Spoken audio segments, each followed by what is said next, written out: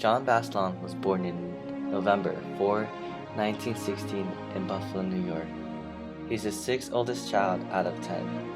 Basilone grew up in a nearby Raritan Town, where he attended St. Bernard Parochial School. After completing middle school at age 15, he dropped out prior to attending high school. He worked as a golf caddy for a country club near his town. He later joined the United States Army in July 1934. He was assigned a 3-year-long mission to the Philippines. During his 3-year time in the Philippines, he received boxing champion title and was quoted a one-man nuclear warhead of destruction. Once he was released to the Philippines, his team started calling him Manila John. He got home and became a truck driver in Reisterstown, Maryland. But even then, he couldn't forget his great times in Manila, so he decided to join the U.S. Marine Corps to be able to get there sooner. He joined the Marine Corps in July 1940. He then was recruited to training in Marine Corps Recruit Department in Reisterstown. He then traveled several places for his assignment, from the U.S. Corps to the New River. He received a special assignment in Guantanamo Bay, Cuba, a battle against the Japanese Division in October 24, 1942. John Basilone was the heavy machine gun specialist in the group. We can hear him coming. Then on the edge of the jungle, shapes are moving towards us. Sergeant Basilone was to my right.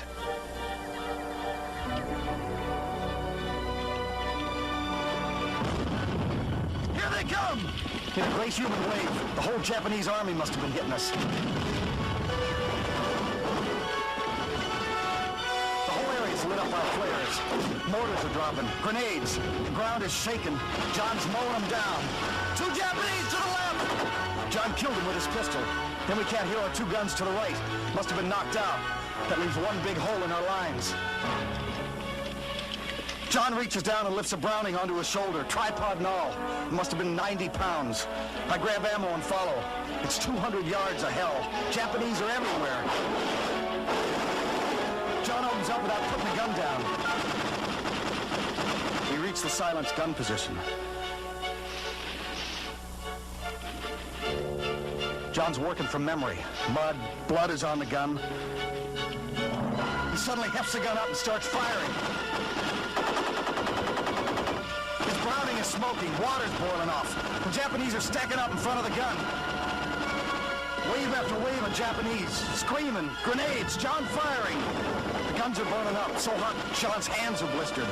We drag bodies out of the way so John can see. It's mad. John's driving them back. The attacks got weaker. We'd held. For his actions in battle, he received the highest award can give, the Medal of Honor. In 1943, he went back to America and participated in the war bond tours. On December 27, he was training for war once again in Camp Pendleton in California. He later met his lover, Lena Mae Riggy, who was a sergeant in the Marine Corps Women Reserve. Then later got married at St. Mary's Star of the Sea Church in the Oceanside on July 10, 1944. He still continued to serve the Army. After training, he went back to war on Iwo Jima.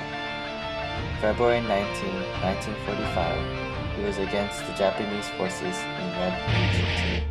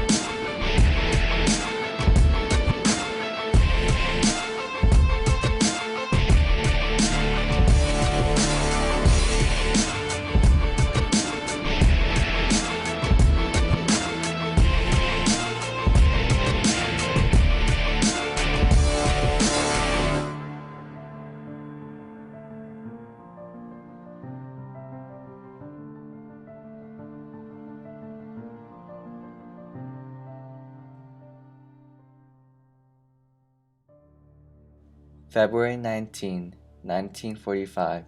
After the battle, the soldiers found his body in the dirt. He was buried in Arlington National Cemetery, Virginia, where his body still lies from this day. There won't be anybody like him. You know, he was really a gung-ho Marine. He came from nothing and to greatness. I think that's what we all honor, the guy that didn't have anything that made it. He just went off and became great, became a world hero. You know, a whole country honored him.